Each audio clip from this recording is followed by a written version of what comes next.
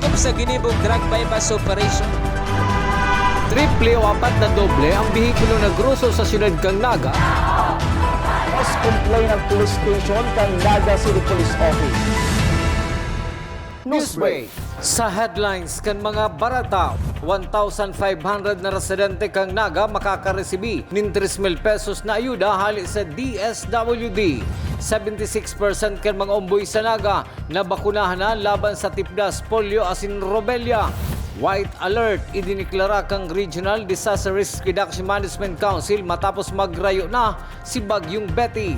Sunod-sunod na road crash sa National Highway na sakop Kampili, Camarines Sur. Ikinaalarma na kan lokal na gobyerno. Diyos marhay ng hapon. Ako si Mark Mendoza. Asin ako, si Antoinette Eduardo. Kami ang sa indong tagapagatud, Bareta. 4.5 million pesos ang nakatagamang pondo para sa 1,500 na residente kang Naga na makakapasar sa evaluation kan DSWD para makaresibe ng 3,000 pesos bilang parte kan assistance to individual in crisis situation. Kan subagong aga, ginibo ang pre-assessment process. Aramot ang kompletong detalye sa report ni Melvin Machado. 1,500 beneficiaries sali sa 27 barangay kang Naga makakaresibi ng tig 3,000 pesos o kabilugan na 4.5 million pesos sa maabot na petsa 3 kan bulan in Hunyo.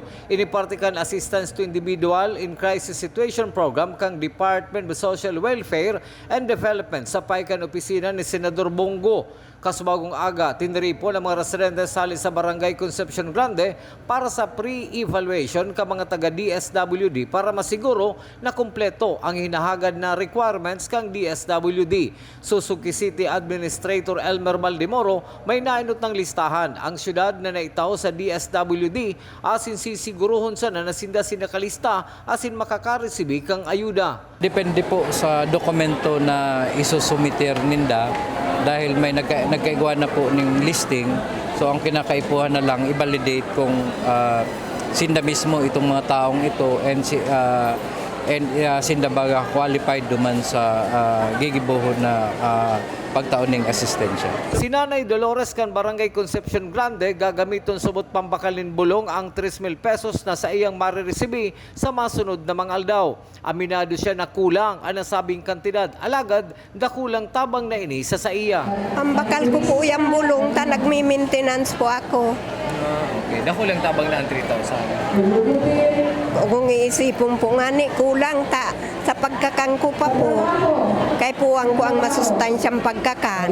Sa halipot na minuto, nakipag-ulay man si Naga City Mayor Nelson Ligacion sa mga residentes kang Barangay Concepcion Grande asin pinag-eksplikar ang mga programa kang syudad asin pasabit na pag-endorso kang sa susuportan na barangay captain sa masunod na eleksyon sa nasabing barangay. Para sa GNN TV 48 Naga, Melvin Machado, Newsbreak. Mientras tanto, naglalaom si City Administrator Elmer Baldimoro na gagastusin tama at mapapakinabangan ang 3,000 pesos na mariresibe hali sa DSWD sa irarom kang assistance to individual in crisis. Maswerte sa buot ang 1,500 na individual na matatawan ka nasabing ayuda hali sa DSWD. Sana po mapakinabangan ng gusto dahil siyempre po bihira man ining nangyari. Kumbaga nagkataon lang po na may siring na pundong pigtagama ang DSWD and maswerte po ang Naga na natawan po kita ng 1,500 beneficiaries. So sana po ma-utilize ini sa indang pamilya, mapakinabangan kang lambang pamilya. Sa iba pang Bareta, nag-epekto si ginibong estratehiya kan mga barangay health workers sa pagbakuna sa mga umboy kontra tipdas, rubella asin polio o rugnadigdi sa syudad ni Naga. 76% subuot kan bilang kan mga kaakian sa Naga ang natawan nanin bakuna. Nagbabalik si Melvin Machado.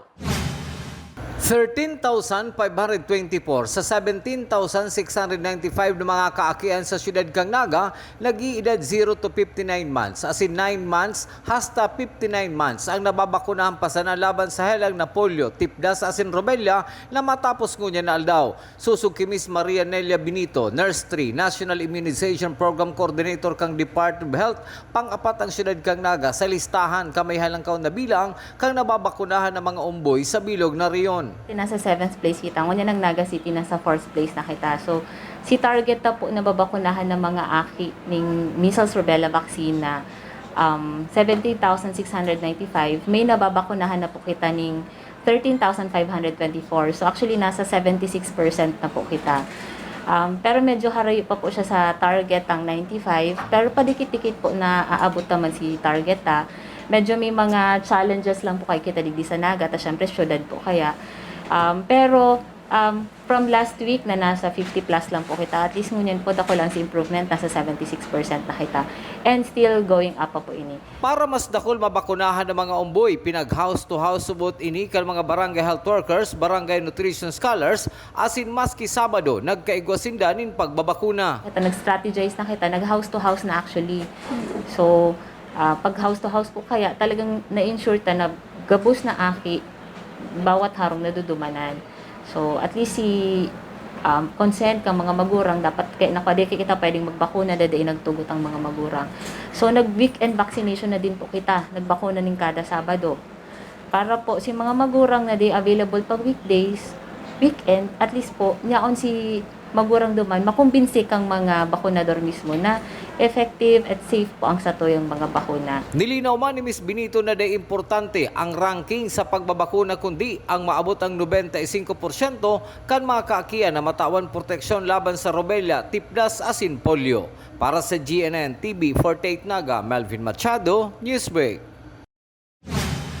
Mientras tanto, nagtutubod si Ms. Maria Nelia Benito, National Immunization Program Coordinator Naga, na kaipuhan mapalawig pa ang pagbabakuna sa mga umboy. Maski igwan na ininin kadipisilan, haliput subuot ang panahon para sa pagbabakuna mantang apektado ang mga barangay health workers kan sobrang init kan panahon. Lalo na po duman sa mga barangay or sa mga areas po, maski bako lang pong Naga, may mga munisipyo din po kayong harababa talaga ang coverage. So, mapagal po actually, mapagal pero kaipuhan.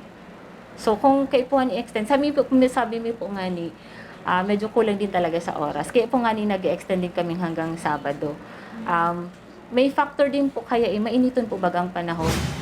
Sa iba pang bareta, kinumpirmar ni Ms. Carla Thea Omelan, Deputy Public Information Officer kan Office of the Civil Defense Bicol, na balik na sa White Alert Status Operation kan RDRRMC matapos na magrayo na sa nasyon ang Super Typhoon Betty. Sa presente sa inda na lang subuot, pinagbabantayan ang maging epekto kan habagat sa arinman na parte kan Kabikolan.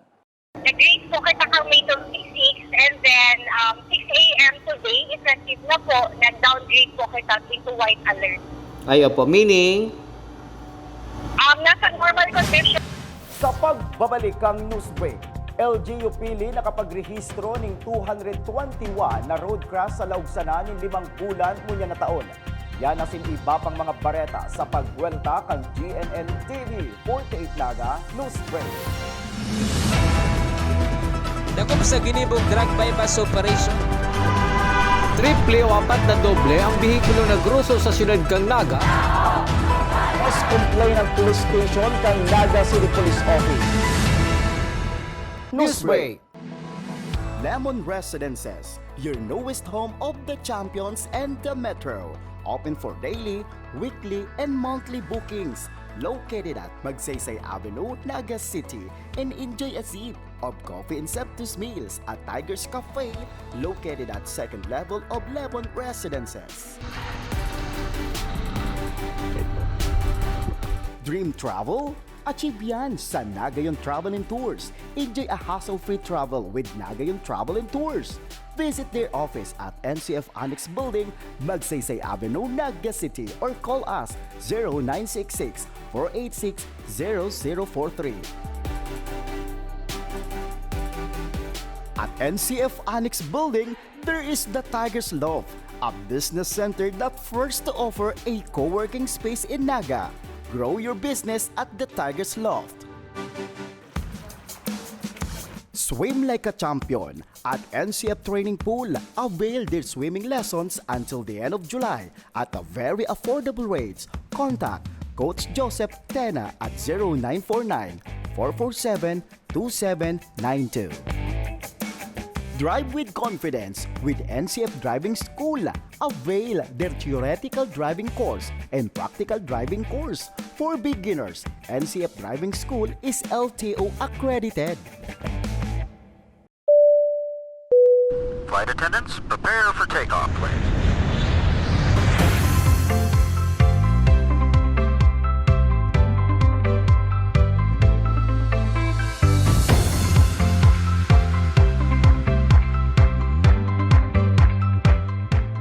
Slip life vest over your head. Take the tape around your waist.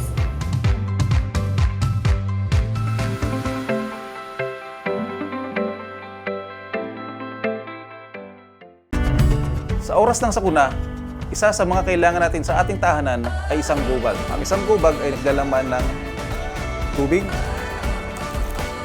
mga dilata at biscuits upang hindi tayo magutom, energy bars o energy drink, first aid kit, communication devices tulad ng flashlights at batteries, whistles o pito, portable radio at extrang cellphone. Mas mabuti kung meron tayong prepaid load guard. Tools tulad ng Swiss knife at gunting. Maaari din tayo magdagdag ng lubid. At huwag natin kakalimutan ang hygiene kit. Naglalaman ng sabon, tissue, toothpaste, toothbrush at face mask. Sa lahat ng oras, laging bukas, nakahanda ang aming tanggapan. Tandaan, ang Bicolanong alerto, pirming protektado.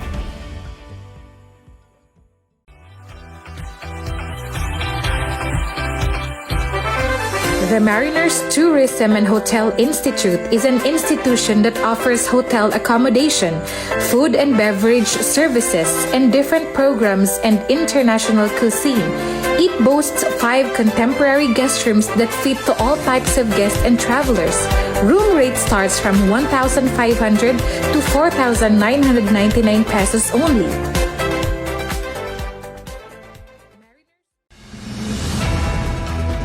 Dakop sa ginibong drug bypass operation. Triple o 4 na doble ang bihikulo na gruso sa siyudad kang Naga.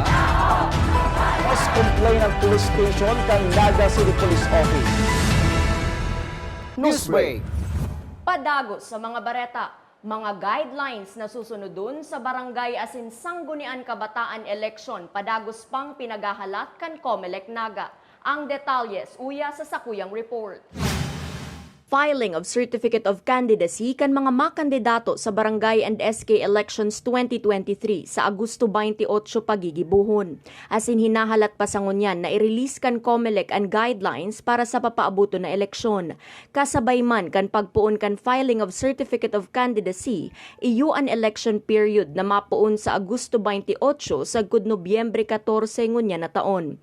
Saro sa mga striktong ipapautob sa paglaog kan election period, iyo ang gun ban o an mahigot na pagbabawal kan Comelec sa publiko na magbitbit nin anuman na klase nin firearms.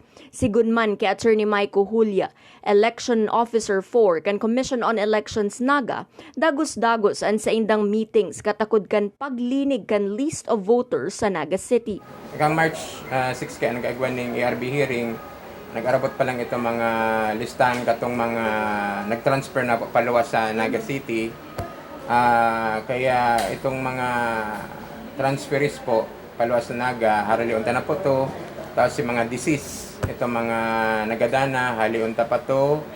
Then, kung may mga double registration pa, i-cleanse na po to. Nagpapadagos naman subuot ang pag-ako kan Comelec Naga sa mga teachers na maserbi bilang electoral board. Ongoing na po kita pag-accept katong mga willing po na mag-serve na teachers sa election. Ang priority ta po pala, base naman sa Election Service Act, ang priority na public school teachers. Mientras tanto, halat pa man ngunyan ang guidelines kan COMELEC main office kung magkakaigwanin mall voting sa papaabuto na barangay and SK elections na gigibuhon sa Oktubre 31 ngunyan na taon. Para sa GNN TV 48 Naga, Antoinette Eduardo, Newsbreak. Sa iba pang bareta, lokal na gobyerno kan Pili Camarines Sur na alarma sa dakol na bilang nin aksidente sa tinampo na nairehistro sa nakalis na 5 bulan. Ang detalye sa report ni Jerome Breeze. Alarming sa parte kan lokal na gobyerno kan Banwaanin Pili Camarines Sur ang nasa 221 na nairehistrong aksidente sa Banwaan sa loob kan 5 bulan ngunyan na taon. Kaya salado ni Alkalde Tomas Bungalonta, nakuhaan sa iyang atensyon sa nasabing sunod-sunod na aksidente sa tinampo kaya sa tabang kan Philippine National Police, MDRRMO, LGU asin iba pang ahensya kan gobyerno kaya po ang subot na masolusyonan ini. Nakol ang atensyon ko dahil yung mga vehicular accident sa PTA. Ano ito nag-abot sa akin na sa 5 bulan, 221 vehicular accident sa PTA. Ano ang dahilan? So, pitcall ko ang attention kang ining PNP, Public Safety Office, Municipal Disaster Risk Reduction Management Office, then ito pang ibang mga ahensya.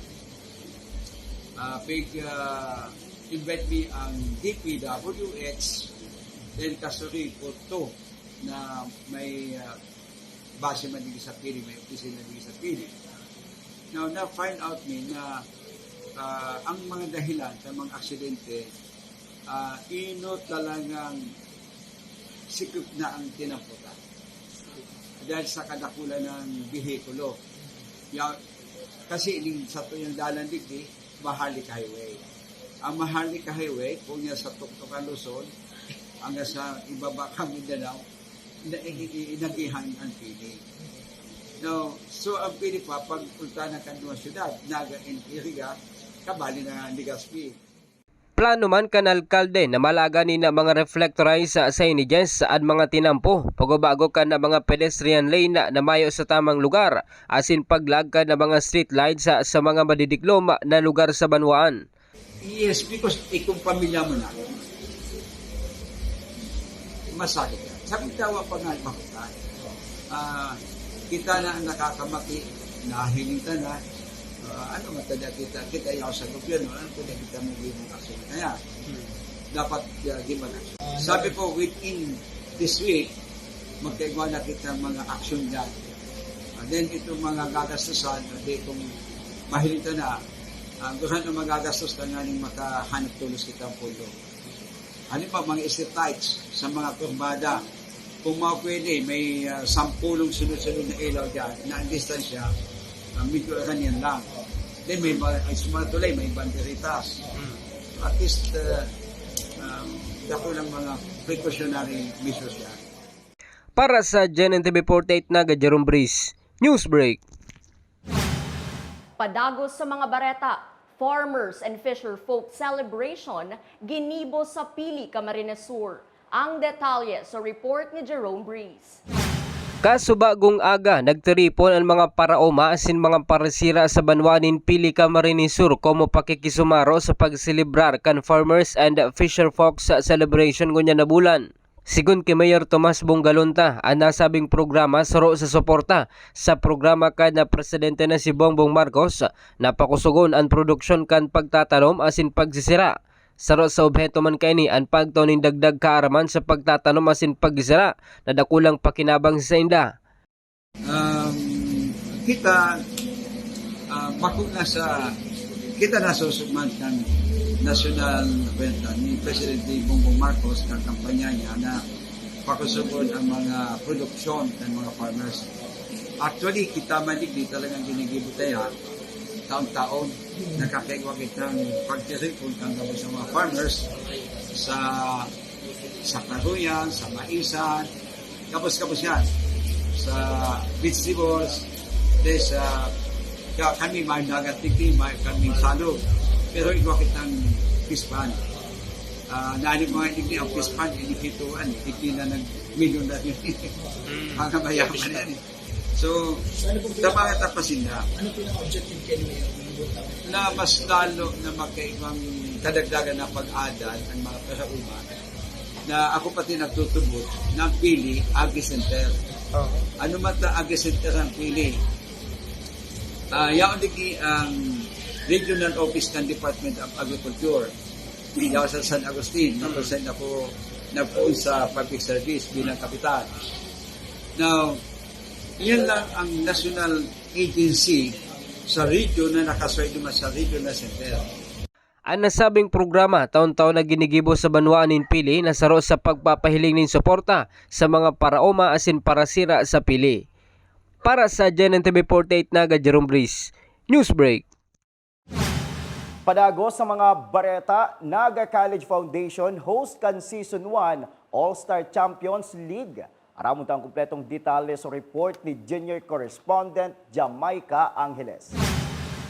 All-Star or Sapak Takraw Advanced and Reinforced Champions League sarong regional competition hali sa Albay, Kamsur, as in Naga City. Pigparte sa paran kan anom na teams para sa senior division na nagpuan kan May 27, 2023. As in ini, mapadagos kada Sabado as in Domingo kan buwan nin Hunyo 2023. Pinagparte sa paran ini kan NCF, UNC, Biscas, CBSUA Calabanga, CSPC Nabwa as in kan San Jose Community College. Sigon kay Mr. Roy Fabay, an interim president, dakol pa ang mas kabang-abang na mga event para sa mga Sapak Takraw enthusiasts. Actually, there are several competitions na naka-inline para sa Bicol All-Star Champions League because the title itself will be the banner name of the competition. So right after the senior division, we will be having our junior division, the girls and women division, elementary and newbie division.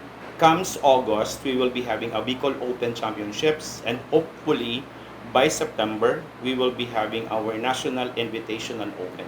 Pinag-iimbitaran man ang gabos na maawat magdalan. First and foremost, we would like to thank our media partner, our official media partner, the GNN TV 48 Naga and the GNN TV Sports, Liga ng mga Kampiyon, for allowing us to be partnered with them para po mai-broadcast, para maipaabot sa kabos ng mga Sapak Takraw enthusiasts ang competitions na ini. So we invite all our students, athletes, and even supporters of the Sapak Takraw sports to please watch maybe sa live or maybe sa actual competition. Usually the competition happens every weekend. Nag-start siya ng Saturday, then nag-end man siya ng Sunday. Ini si Jamaica Angeles para sa GNN TV 48 Naga, Newsbreak. Mientras tanto, open tryout para sa Naga College Foundation Men's Volleyball. Pinagpalawig pa ang detalye sa report ni Junior Correspondent Kyla Casulia. 5 man sa 15 matitibay na parakawat kan Tigers Men Volleyball Team ang magraduar ngunya na taon. Inisaro sa mga rason kung no pigibo ang Volleyball Open tryout kang nakaaging simana.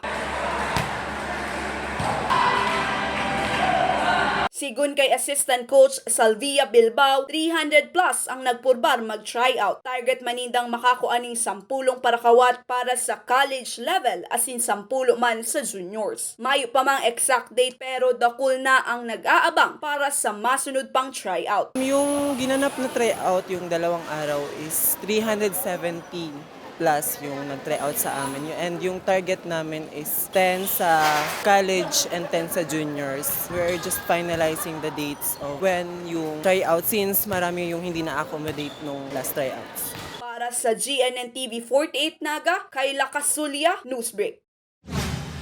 Asin yan ang mga bidang baretang nakalap kan mas pinakusog na puwersa kag GNN TV 48 Naga News and Bicol Affairs. Day malingaw na i-follow ang samoyang official Facebook fanpage GNN TV 48 Naga. Ako po si Mark Mendoza. Padagos kaming mahatod din mga baretang garantisadong nangingenot asin napapanahon. I-hit ang subscribe button sa samuyang official YouTube channel GNN TV 48 Naga, tanganing updated kita sa mga bareta asin istoryang bida. An Bicolano, Ako si Antoinette Eduardo, asin ini ang GNN TV 48 Naga Newsbreak. Dakop sa ginibong drug bypass operation. Triple o 4 na doble ang bihikulo na gruso sa siyudad kang Naga. Mas complain ang police station kang Naga City Police Office. Newsbreak.